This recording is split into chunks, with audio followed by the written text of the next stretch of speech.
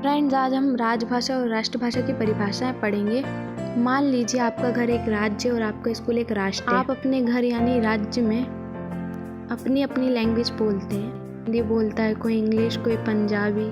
लेकिन जब आप स्कूल यानी राष्ट्र में जाते हैं तो वहाँ अपने अपने रूल होते हैं। कोई स्कूल में हिंदी कंपलसरी होती है तो कोई स्कूल में इंग्लिश कंपलसरी होती है।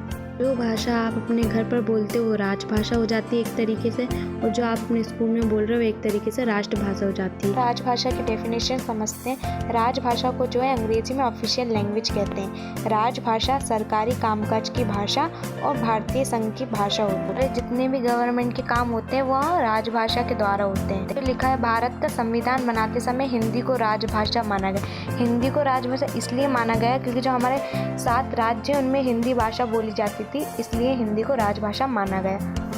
हम राष्ट्रभाषा की डेफिनेशन समझते हैं। राष्ट्रभाषा को अंग्रेजी में जो है नेशनल लैंग्वेज कहते हैं। राष्ट्रभाषा में राष्ट्र की संस्कृति, साहित्य और इतिहास की प्रेरणा होती है जो जीवन को प्रभावित करती है। राष्ट्रभाषा में एक ऐसी लैंग्वेज होती है जो हमारी संस्कृति को दिखाए, साहित्य को दिखाए और हमारे इतिहास की प्रेरणा दे, जो हमारे जीवन को प्रभावित करे। बहुभाषी देशों में सभी भाषाओं को समान सम्मान मिलता है।